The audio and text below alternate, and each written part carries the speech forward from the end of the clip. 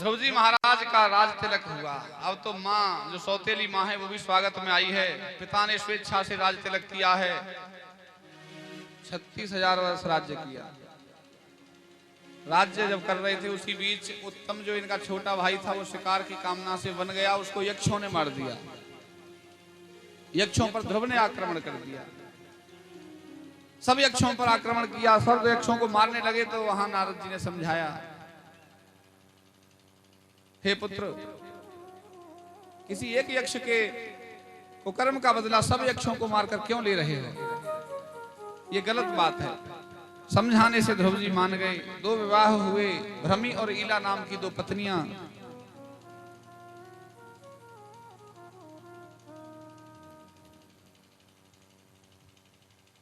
क्रोध से क्या क्या नष्ट हो जाता है। जीवन में कोई वस्तु यथा नहीं बचती। क्रोधात् भवति सम्मोहा, सम्मोहा स्मृति विभ्रमः, स्मृतिर्भ्रांसात् बुद्धिनाशः, बुद्धिनाशात् प्रणश्यति। इससे याददाश्त, संबंध सब नष्ट हो जाते हैं, भ्रम हो जाता है। और जब भ्रम हो जाता है तो बुद्धि बिगड़ जाती है, और बुद्धि को बिगड़ने पर सर्वस्व बिगड़ जाता है। परीक्षित पूछते हैं, सुखदेव जी भगवान ये बताइए, ध्रुव को भगवान का दर्शन हो गया, फिर भी इतना क्रोध मन में कैसे, और फिर भी हत्याओं को कैसे ध्रुव ने स्वीकार किया? इतनी हत्याएं करना क्यों स्वीकार किया? सुखदेव ने कहा, परीक्षित, हे राजन, एक विषय है सत्संग। बिनु सत्संग विवेक न हुई, राम कृपा बिन सुलभ न सोई। सत्संग नहीं होगा तो विवेक नहीं पैदा होगा। बिना सत्संग के ही ध्रुव जी ने तपस्या चालू करी और भगवान को प्राप्त किया। सत्संग नहीं किया तो सीधा सीधा भगवान को प्राप्त करना भी सत्संग के विरुद्ध जाकर के विनाश करने वाला सिद्ध होता है, अपना हो या दूसरे का हो। 36,000 वर्ष राज्य करके ध्रुव जी जैसे ही मृत्यु आई तो मृत्यु के देवता के मस्तक पर पैर रख करके जो विमान आया था उस पर चढ़े और भगवान के शाश्वत धाम जो भगवान ने बनाया था ध्रुव के लिए, गोल ध्रुवलोक के लिए गमन कर गए। बोलो नारायण भगवान की जय। ध्रुव जी के ही वंश में राजा अंग हुए, बड़े प्रतापी राजा थे। लेकिन इनका जो पुत्र था वेन, वो बड़ा दुष्ट था, भगवत पूजा से विमुख था, यज्ञ भी करता था तो हिंसक, पशुओं को मार मार कर बलि चढ़ाता था। संतों ने उसको हुंकार से ही मार दिया, धमका करके ही मार दिया, उसकी छाती फट गई। लेकिन अब लोग बोले, भाई वेन के कोई पुत्र नहीं था तो ये तो वंश नष्ट हो जाएगा, राजा कौन बनेगा? तो संतों ने फिर उसके शरीर को मथा और मंथन करने के बाद भगवान पृथु का प्रादुर्भाव हुआ। बोलो पृथु जी महाराज की जय।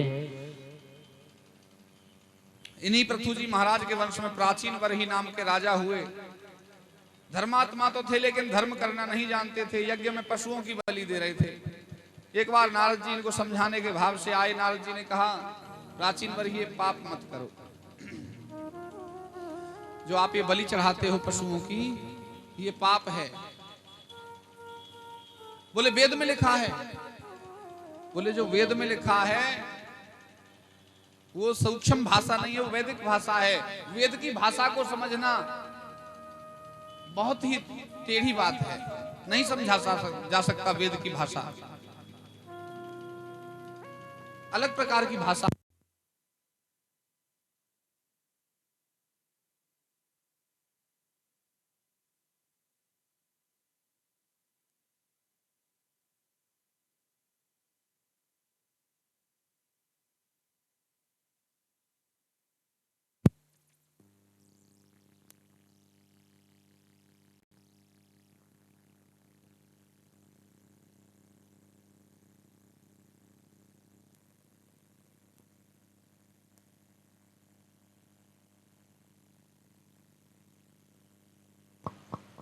बोलो गोविंद भगवान की जय। वेद की भाषा प्राचीन बड़ी बड़ी उल्टी है, सरलता से नहीं समझाने में आएगी, गुरु को माध्यम बनाना पड़ेगा, कोई गुरु जो समझा सके। वास्तविक बात है कि जो कहा जा रहा है यदि उसका उल्टा अर्थ लिया जाए तो बड़ा गड़बड़।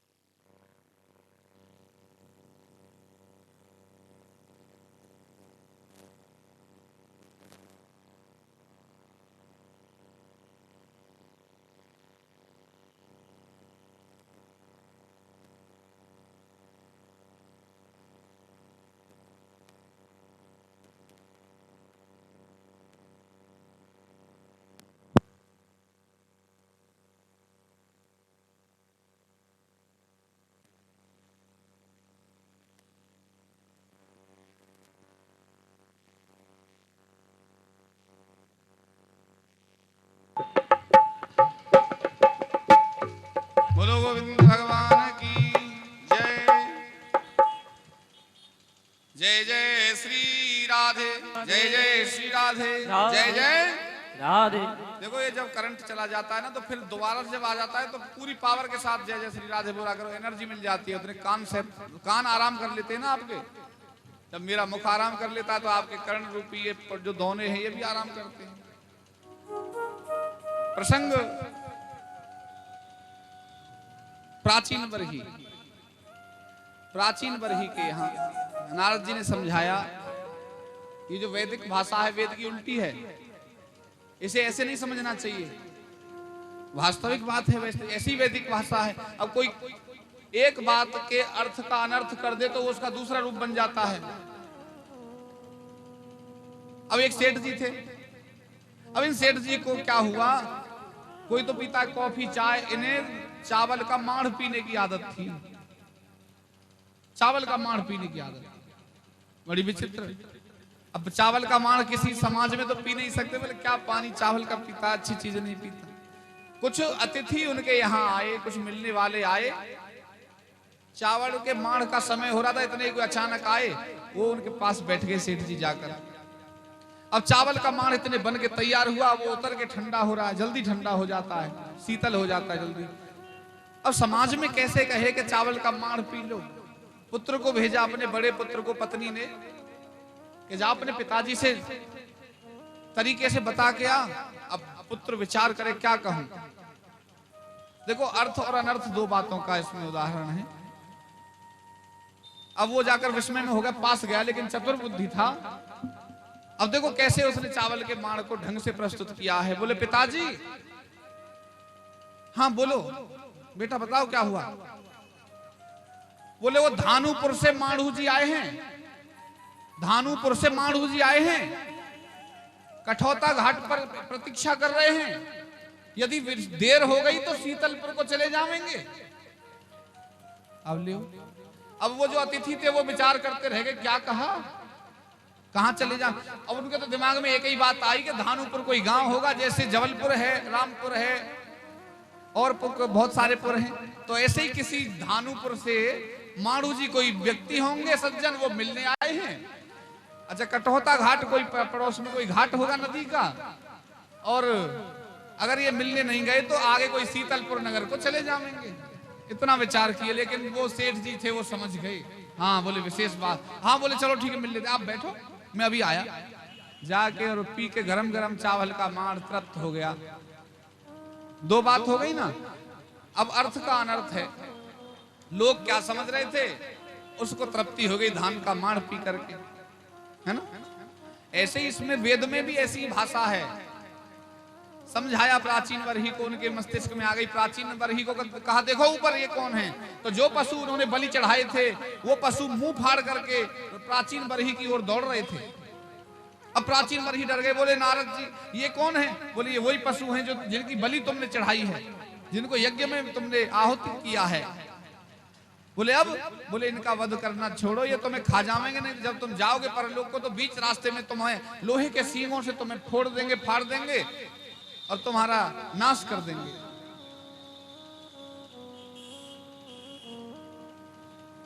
नारद जी ने और उपदेश दिए, पुरंजनोपाख्यान भी सुनाया प्राचीन बरही को।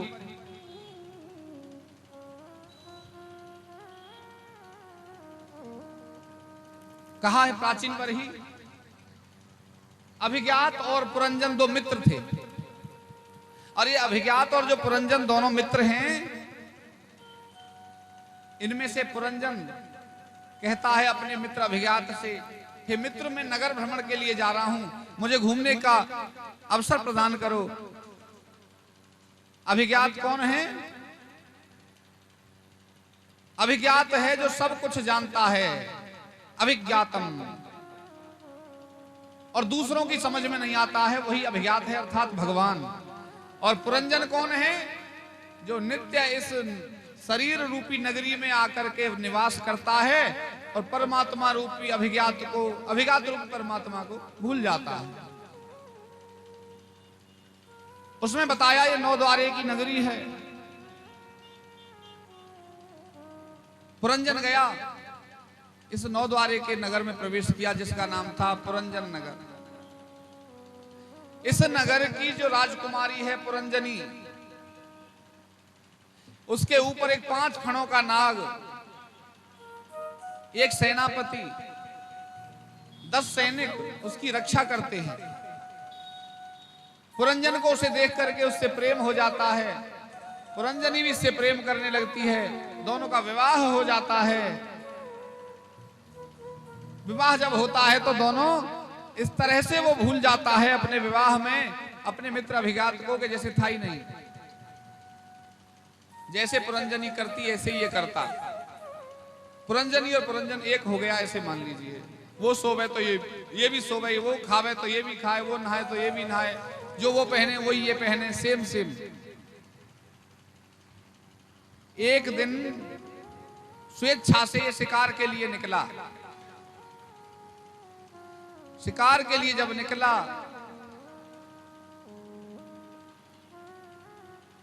तो इसके ऊपर जरा नाम की एक जो कन्या थी वो आकर के मोहित हो गई।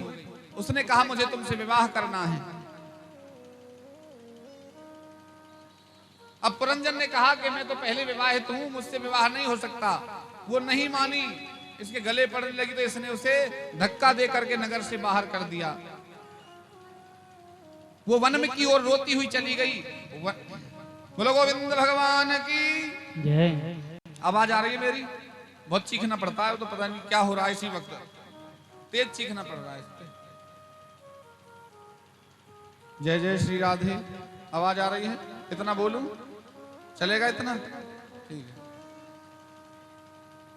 पीछे तक पहुंच रही है आवाज?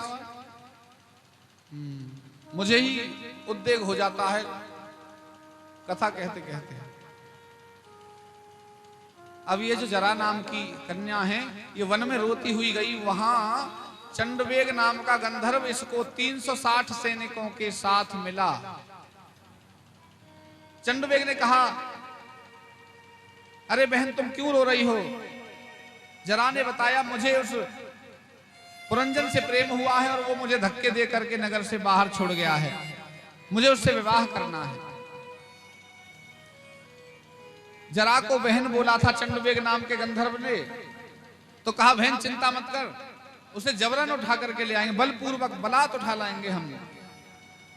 ये चंडवेग अपने 360 सैनिकों के साथ, 360 गोरे और 360 सैनिक काले, इतने सैनिक थे इस पे, 360 गोरे सैनिक, 360 काले सैनिक, इनके साथ आक्रमण चंडवेग ने कर दिया पुरंजनपुरी पर और इस पुरंजन को वहां से उठा लाया। पुरंजन को बंदी बना लिया। पुरंजन रोवे, 5 फणों के नाग को भी बेहोश कर दिया, जो 10 सैनिक थे उनको भी घायल कर दिया जो पुरंजनपुरी के थे, और बंधक बना लाया इसको। अब ये पुरंजन बंधा हुआ रोता है, मेरी पत्नी कैसे कर रही होगी, पुरंजनी किस प्रकार से रह रही होगी, कैसे खा रही होगी, कैसे पी रही होगी। ऐसे ही शोक संताप में पुरंजन का शरीर पूरा हो गया चिंता से, और अगले जन्म में एक राजा मलयध्वज की रानी बना, जन्म लिया, राजा मलयध्वज से विवाह हो गया। अब मलयध्वज भी अपनी उम्र पूरी करके जैसे ही प्राणांत को प्राप्त हो गए, अब ये जो स्त्री बना है, रानी बना है, सती होने चल दिया। इतने में ही अभिज्ञात नाम का जो इसका मित्र है वो ढूंढता फिर रहा है, सती होने को चिता पे बैठ गया मलयध्वज के ऊपर। इतने अभिज्ञात ने हाथ पकड़ के खींच लिया, हे पुरंजन, अरे मेरे यार। अब किसी औरत का हाथ पकड़ के कोई ऐसे खींचे चिता पे, ऐसे गांव वाले मार डालेंगे उसको। गांव वाले टूट पड़े, बोले नहीं रुक जाओ, मुझे बात कर दो, ये मेरे मित्र है पर पिछले जन्म का। एक तरफ ले गया। पुरंजन जो स्त्री रूप बना था उसने हाथ झटक के कहा, मैं स्त्री हूं, अपने पति के साथ सती होने जा रही हूं, मुझे डिस्टर्ब नहीं किया जाए। तुम कौन हो, मैं जानती नहीं हूं। पुरंजन ने बलात् समझाया अभिज्ञात ने पुरंजन को कि पहले जन्म में तू मेरा मित्र था और नगर दर्शन के लिए आया था मेरे पास से। नगर दर्शन में तू इतना मुग्ध हो गया कि तू मुझे भूल गया। जब उसे अपने मित्र अभिज्ञात की याद आई, 9 द्वारों के इस नगर से मुक्त हुआ और अभिज्ञात के लोक को प्राप्त हुआ। बोलो गोविंद भगवान की जय। ये पुरंजनपुरी ये शरीर है, इसमें 9 छिद्र होते हैं, 9 द्वार होते हैं। ये 9 द्वारों की नगरी है। 5 फणों का नाग इसकी रक्षा करता है, 5 प्राण, पान, अपान, उदान, व्यान और समान, ये प्राण है 5, ये इसकी रक्षा करते हैं। रात दिन चलते, सोते नहीं है। रात को प्राण सो जाएंगे तो जीवित रहेगा कोई जीव, मर जाएगा। 5 प्राण दिन रात चलते हैं। ये जो 10 जो सैनिक हैं, ये इसकी 10 इंद्रियां हैं।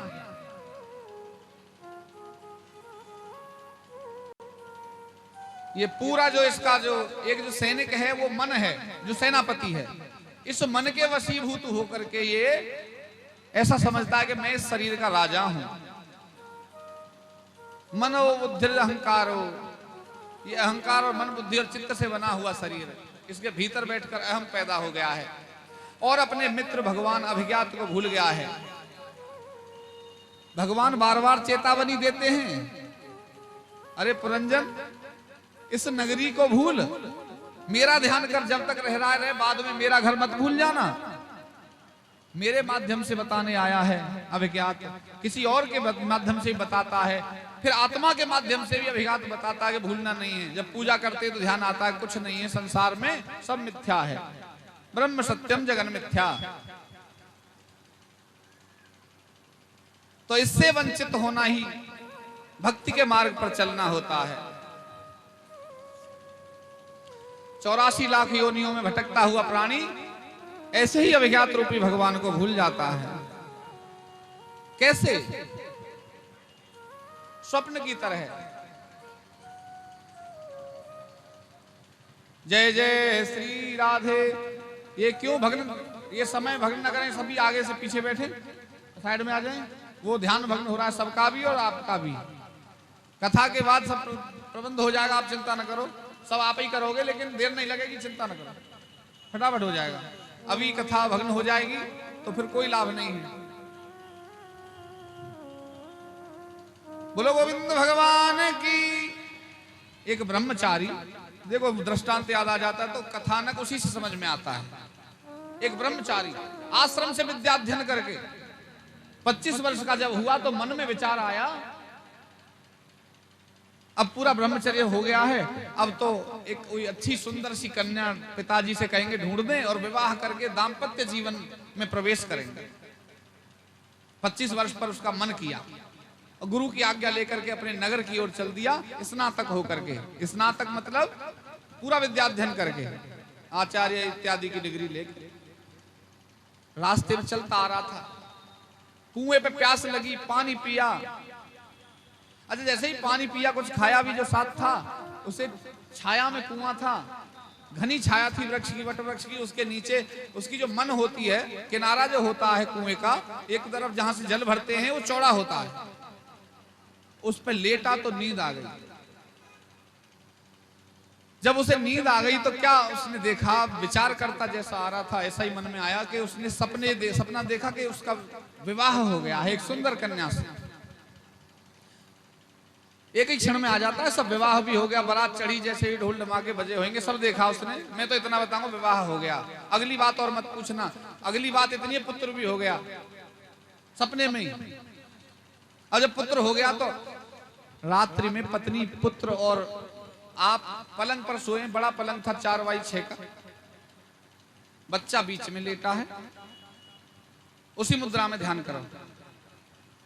अब बच्चा लेटा है, इसे नींद आ रही है, सपने में ही सो रहा है। फिर इतनी पत्नी धक्का देती है, सुनो जी हटो, ये बच्चे को पिचा रहे हो, थोड़ा उधर से रख जाओ। अब ये तो सोते सोते सरका तो सोया तो पलट के कुआं में जा पड़ा। सपने में पलटा था, सच में पलटा तो कुएं में गिर पड़ा। आंख खुल गई, अरे ये क्या हो गया। जंगल में कुआं था, जैसे तैसे आवाज लगाई, गांव वाले दूर से आए, रस्सी बांधी, इसे पकड़ाई, ऊपर खींचा। और इसने पूरा क्या कहा सबसे पहले बाहर आते ही, भैया आप लोगों में से शादी किस किस की हो गई है? अरे बोले जान बचा, अपनी शादी से क्या लेता है? बोले नहीं नहीं, हमारी सपने में हुई थी तो कुएं में गिर पड़े, आप बाहर कैसे हो? आपकी सच में हुई और आप बाहर हमारी तो कुएं में गिर पड़े, सपने में शादी हुई तो। ग्रहम अंधकूपम, ये घर में हम सब विस्मय होकर भूल जाते हैं क्या हो रहा है क्या नहीं। सपने की तरह है, स्वप्न है, इससे अलग कुछ नहीं है। अब इस स्वप्न को हम जितना भी सच मान लेंगे उतना ही हम ईश्वर से दूर चले जाएंगे। ईश्वर कौन? आनंद से दूर चले जाएंगे। आनंद कौन? जिससे हम उत्पन्न हुए हैं, आनंद से ही निकले हैं, उससे ही दूर चले जाएंगे, कोई लाभ नहीं। बोलो गोविंद भगवान की। प्राचीन वर्ही के 10 पुत्र हुए प्रचेतागण। अब ये 10 प्रचेता जो थे, इनका विवाह मारिसा नाम की एक कन्या से हुआ। इसकी भी लंबी कहानी है, मारिसा की भी। ये ऋषि कंडू और प्रमलोचा नाम की अप्सरा से एक कन्या पैदा हुई थी, जो वृक्षों ने जिसका पालन पोषण किया था, मारिसा। चंद्रमा ने इन 10 प्रचेताओं को, उस कन्या को विवाह कर दिया। और इनके जो पुत्र हुआ मारिसा के 10 प्रचेताओं से, उसका नाम हुआ प्राचेतस दक्ष। प्राचेतस दक्ष। और उस प्राचेतस दक्ष के लिए भगवान नारायण ने अघमर्षण ऋषि अर्थात पंचजन प्रजापति की कन्या का विवाह किया। और उनके हर्यक नाम के पुत्र हुए 10,000 पुत्र, जो नारद जी के समझाने पर तपस्या को चले गए थे।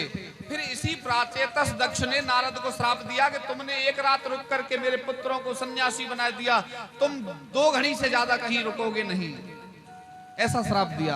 नारद जी उसमें भी खुश होकर के आनंद से नारायण नारायण करते हुए, यत्र तत्र कीर्तन करते हुए अपना भगवान नाम का प्रसार प्रचार करते हैं।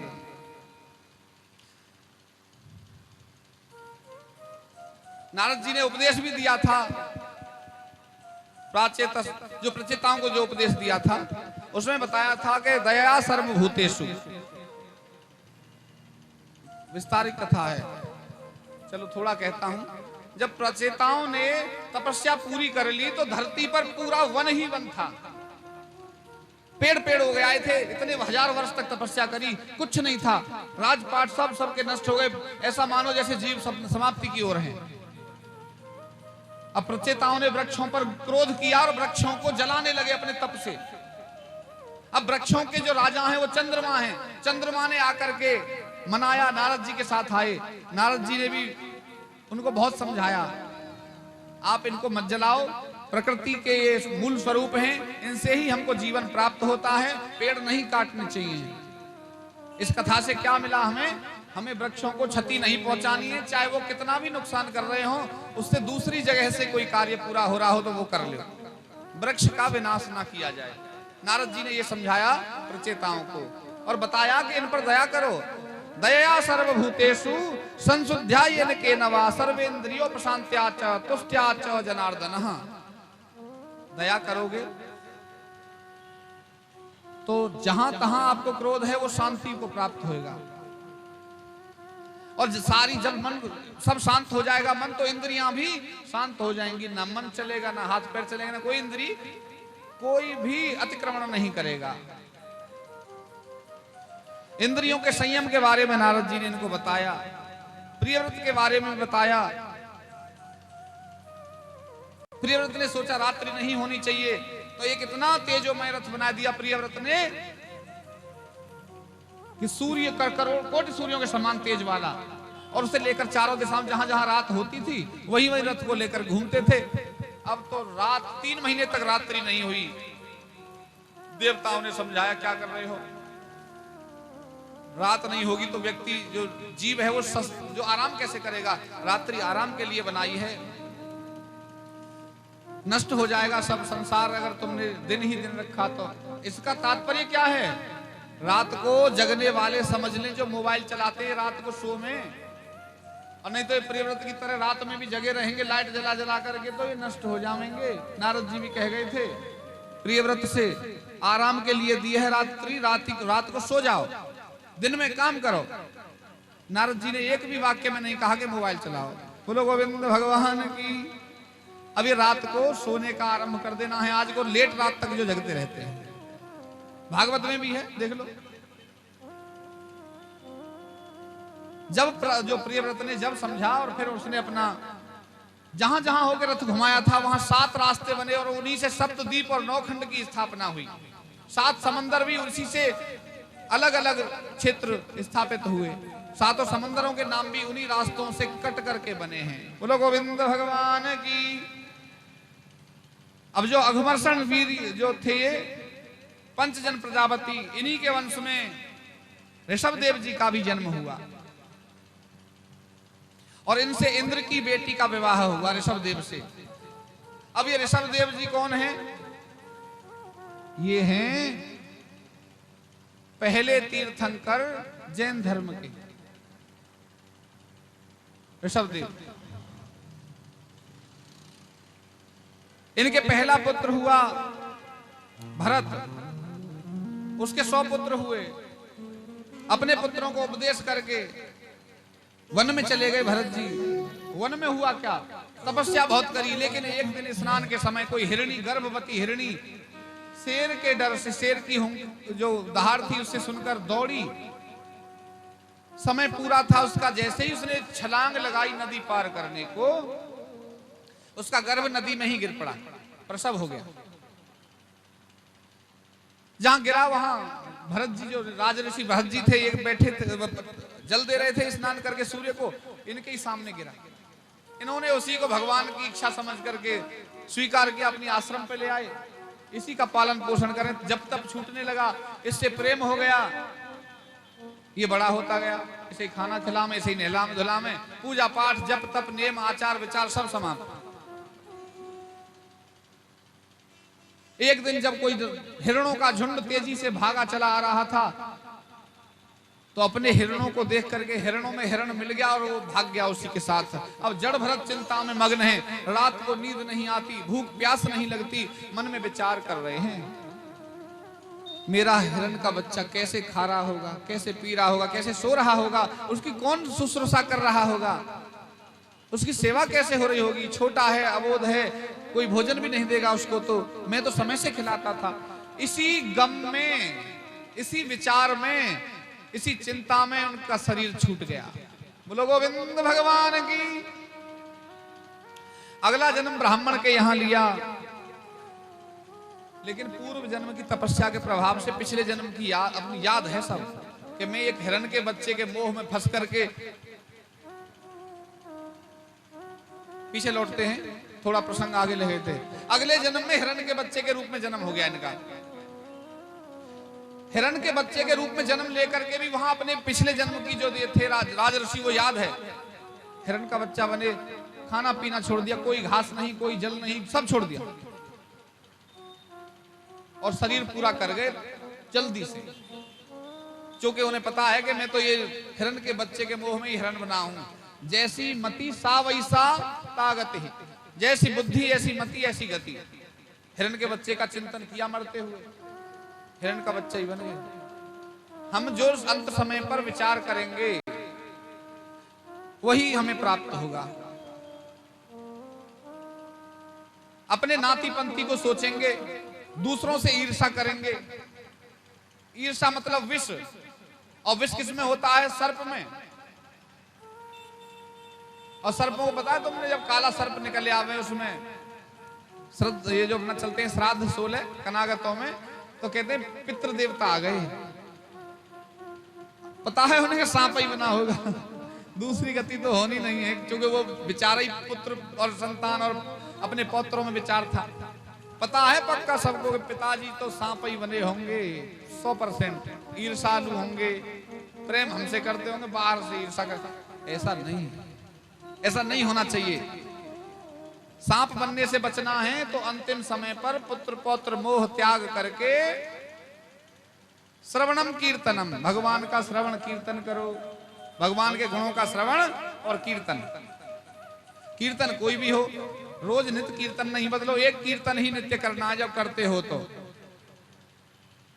सबसे अच्छा तो महामंत्र ही है, हरे कृष्ण कृष्ण कृष्ण हरे हरे, हरे राम राम राम हरे हरे। इसी का बार बार जप करो। इसे जप करने से मन को शांति मिलती है। धीरे धीरे, बहुत तेजी से नहीं, संख्या नहीं बढ़ानी है, शक्ति बढ़ानी है मंत्र की। मेरे साथ बोलो, हरे कृष्ण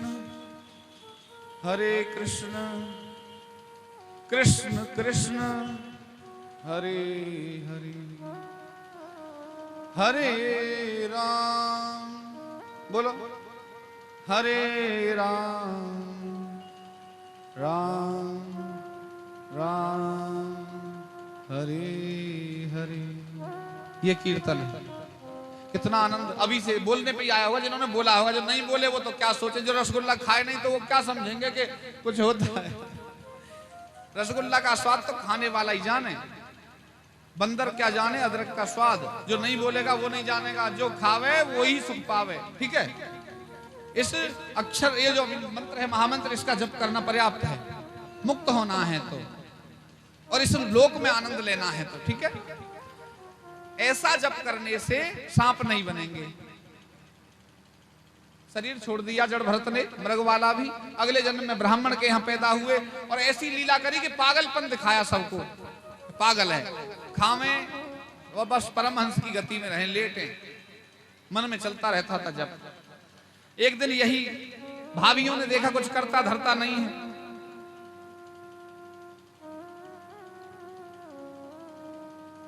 इसे घर से निकालो। खेतों पर भी छोड़ दिया तो खेतों पर भी ध्यान नहीं किया, वहां भी राम नाम का जप करते रहे। नानक जी वाली बात कर दी, राम की चिड़िया राम को खेत, खाओ चिड़िया भर भर पेट, सब खा गई। अब खेत पे से भी लात मार के भाई और भाभियों ने भगा दिया। बड़े खुश हुए, बोले यही तो मैं चाहता था। नाटक भी इसीलिए किया था, घर छुट जाए कैसे भी, चौथी पनह जाए नप कानन, चाहे चार पन्हा मिलके छूटे पर छूट जाए। पन्हा से छोड़ोगे या स्वेच्छा से छोड़ोगे? बताओ। दोनों इंतजाम है भगवान के पास, पन्हा के साथ छोड़ना है कि मन से छोड़ना है।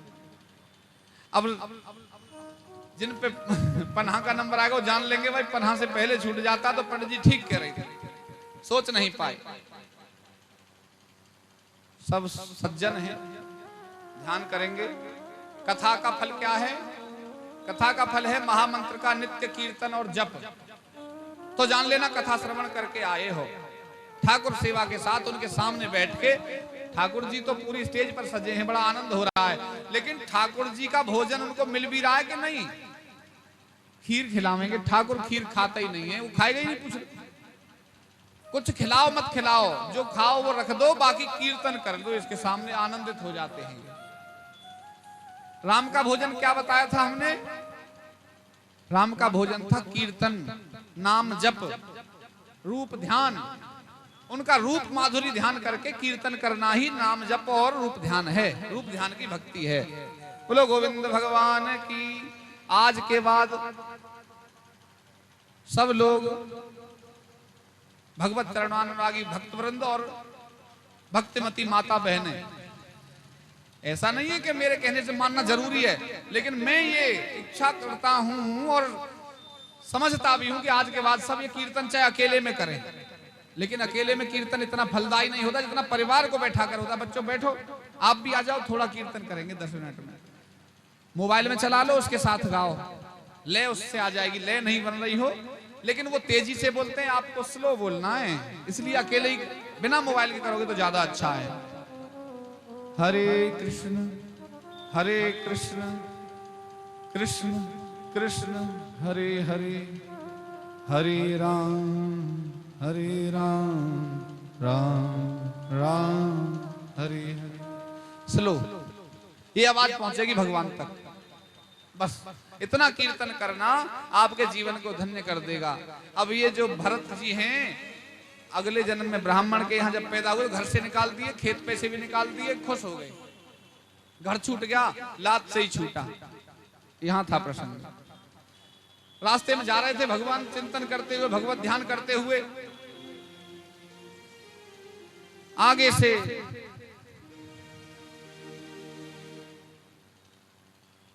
एक राजा की सवारी आ रही थी। राजा रहुगण की सवारी, उसमें कहार लगे हुए थे। एक को बुखार आ गया, बीमार हो गया। 3 कहार, अब कैसे पालकी उठाएं? अब जड़ भरत जी को देखा, अरे धरा, जल्दी पालकी में लग, राजा जी नाराज हो जाएंगे, रुष्ट हो जाएंगे। अब जड़ भरत जी को पकड़ा और पालकी में जोत दिया। अब जड़ भरत जी तो कैसे चलने वाले हैं, कोई चेटा आ जाए नीचे तो उछल कूद करें, उसे उछल के पार करें। राजा ने एक बार, अरे कैसे चल रहे हो, सावधानी से चलो। थोड़ी दूर ठीक चले, फिर कोई चींटी दिख गई, फिर छलांग लगा के पार करी। कहार बोले ये पिटेगा और हमें भी पिटवाएगा। राजा ने फिर मुंह निकाल करके बोला, अरे दुष्ट, इतना मोटा ताजा है फिर भी तुझे ठीक नहीं चला जाता। अब तक तो कुछ बोले नहीं थे जड़ भरत, लेकिन जब अब बोला है राजा तो उन्हें बस फिर उन्होंने मुख पीछे किया। अरे राजन, ये किसको दंड देने की बात कर रहे हो? यदि ठीक ना चला तो दंड दे दूंगा, अभी ठीक कर दूंगा। ये किसको दंडित करने की बात कर रहे हो? इस शरीर को या इस आत्मा को? यदि शरीर को दंडित कर रहे हो तो ये मन से कंट्रोल होता है, अपने आप स्वयं स्वेच्छा से नहीं उछलता। और यदि अंतर आत्मा से कह रहे हो तो नैनम छिन्दन्ते शस्त्राणि नैनम दहति पावकः न चैनम क्लेदयन्तापो नाशो से यति मारुतः। अब आत्मा तो परम सच्चिदानंदमयी है, नित्य स्वरूप है, उसे तो कोई क्षति होती नहीं, ना उसे कोई दुख होता ना सुख, उसका कोई स्वरूप ही नहीं। राजा ने देखा ये कोई दिव्य पुरुष है जो पागल जैसा लग रहा है, परमहंस है कोई। राजा कूद करके पालकी से और जड़ भरत जी के पैरों में आ गिरा। बोले प्रभु आप कौन हो? बोले पहले अपने स्वयं को जानो कि तुम कौन हो। अपने आप को जान लोगे तो मेरा पता चल जाएगा मैं कौन हूं। अपने आप को जानना बड़ा जरूरी है।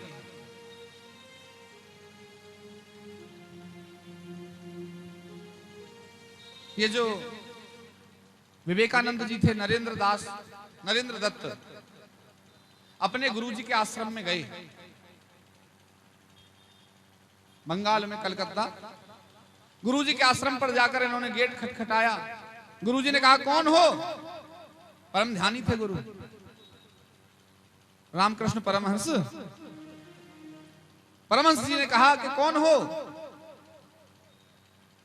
नरेंद्र दत्त ने कहा, यही तो जानने आया हूं मैं कौन हूं। तो गुरु ने किवाड़ खोली, फिर ठीक है। अरे वो अगर यदि वो अपना नाम बता दे मैं नरेंद्र हूं, तो वो गेट नहीं खोलते। विरक्तों का बड़ा विचार है, उनके लिए ऐसी ही भाषा, ऐसा ही ध्यान, ऐसा ही चित्त बनाना पड़ता है। जड़ भरत ने कहा, भरत जी ने कहा, हे रहोगण, तुम पहले अपने आप को जान लो तुम कौन हो, मेरा अपने आप ही ज्ञान हो जाएगा। बोले प्रभु आप मुझे ये बताइए, आपने कहा कि आत्मा को कष्ट नहीं होता। एक उदाहरण से समझें तो महाराज, चूल्हे पर हम किसी पतीली को रखते हैं, भगोना को रखते हैं और उसमें जल करके चावल करते हैं, तो भगोना गर्म होएगा या चावल भी गर्म होंगे? चावल को भी तो गर्मी लगेगी, चावल भी उबलेंगे। ऐसे ही शरीर के भीतर जब आत्मा विद्यमान है, आत्मा बैठा है, शरीर को जब चोट पहुंचेगी तो आत्मा दुखी क्यों नहीं होगा? उसे क्यों नहीं आघात होगा? आत्मा भी तो दुखी होगा, दोनों को कष्ट होगा। जड़ भरत ने कहा, राजा हो तो वैसे तुम बड़े महामूर्ख, लेकिन सत्संग में रह करके, संतों की संगति करके बात बड़ी ऊंची करने लगे हो। राजा देखे मुंह की तरफ। जड़ भरत ने कहा, ये बताओ, ये जो तुमने उदाहरण दिया है, चूल्हा, भगोना, पतीली और चावल पानी का, ये साकार है कि निराकार है? बोले ये तो आकार से युक्त है, आकार है इनका तो। और बोले आत्मा का? ये उदाहरण तुम्हारा गलत है। आत्मा तो निराकार है, उसका कोई आकार ही नहीं है, उसको क्या कष्ट होगा? उदाहरण गलत है। आत्मा निराकार है, उसे कोई चोट नहीं पहुंच सकती, उसे कोई क्षति नहीं होती, उसे दर्द नहीं होता। ये तो दर्द केवल शरीर को होता है, शरीर को नहीं होता। बहुत सारे ज्ञान उन्होंने रहुगण को दिए जड़ भरत ने। आत्मा आकाश में सूक्ष्म, आकाश की तरह सूक्ष्म है। आकाश कैसा सूक्ष्म है? घटाकाश और पटाकाश, ये वेदांत की बात है। वैसे वेदांती लोग समझते हैं घटाकाश क्या है?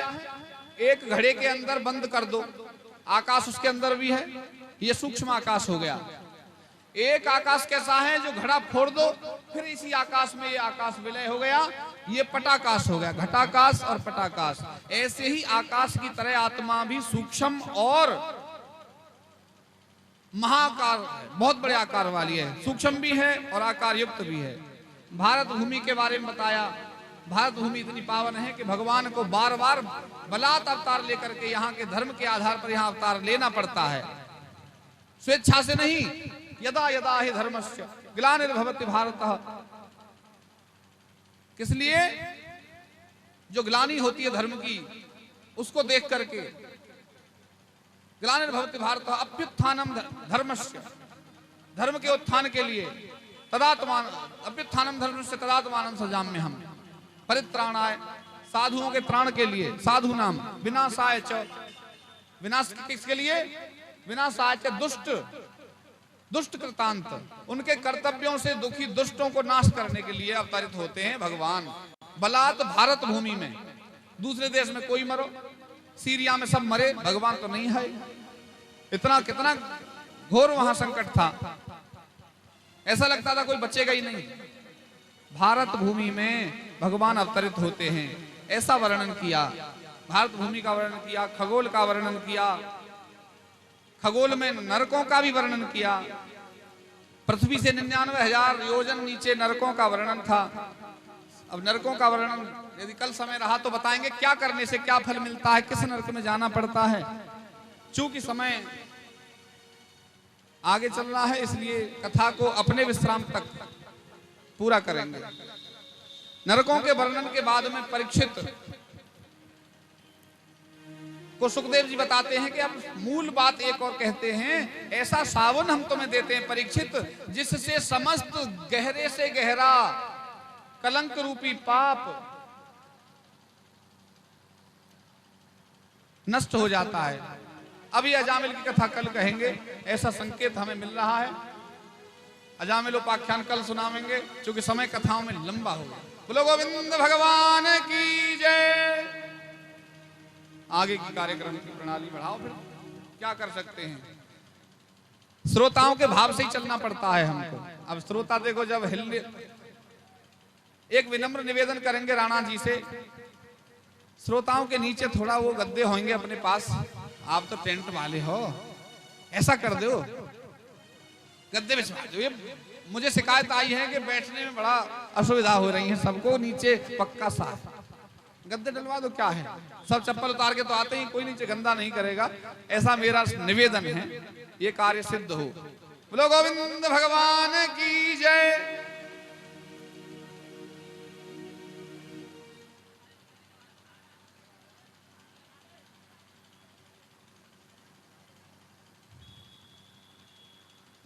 श्री राधे।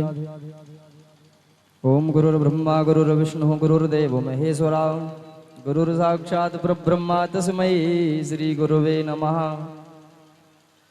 आगामी दिवस अर्थात कल चतुर्थ दिवस के प्रसंग में आप सभी महामनोरथी भक्त वृंद, अनंत अविनाशी परम ज्ञानी, जीवन के अंधकार को मिटाकर ज्ञान रूपी प्रकाश सर्वत्र व्याप्त करने वाले परम आदरणीय, वह मेरे ऊपर कृपा रूपी अंबर स्थापित करने वाले, हमारे द्वारा सेवित मेरे आराध्य पूज्य गुरुदेव के मुखार विंद से आप सभी भक्त वृंद अपने कर्णपुट रूपी दोनों में भर भर कर गजेंद्र उद्धार, वामन अवतार, राम अवतार, कृष्ण जन्म, नंदोत्सव की कथा रूपी अमृत मृत संजीवनी का रसास्वादन करेंगे। एवं प्रसाद तो आप सभी भक्त नित्य कथा में लाते ही हो। कल कथा का चतुर्थ दिवस है, तो भगवान श्री कृष्ण का जन्मोत्सव मनाया जाएगा। जो भक्त ठाकुर जी के भोग के लिए माखन, मिश्री, बधाई के लिए टॉफी, बिस्कुट, छोटे छोटे खिलौने, वस्त्र इत्यादि जो सामान लेकर के आना चाहें वो लेकर के आ सकते हैं। वह प्रयास रहे, संभव हो सके तो कल पीले वस्त्र धारण करके आए, ऐसा विधान है। सभी भक्त अपने अपने स्थान पर आरती के लिए खड़े हो जाएंगे। राधे राधे, जय श्री कृष्ण।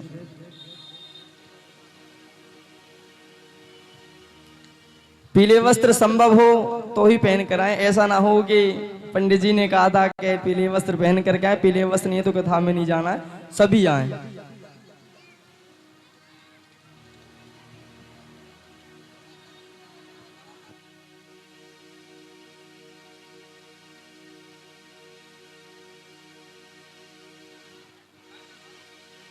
आइए से प्रेम से आरती करें।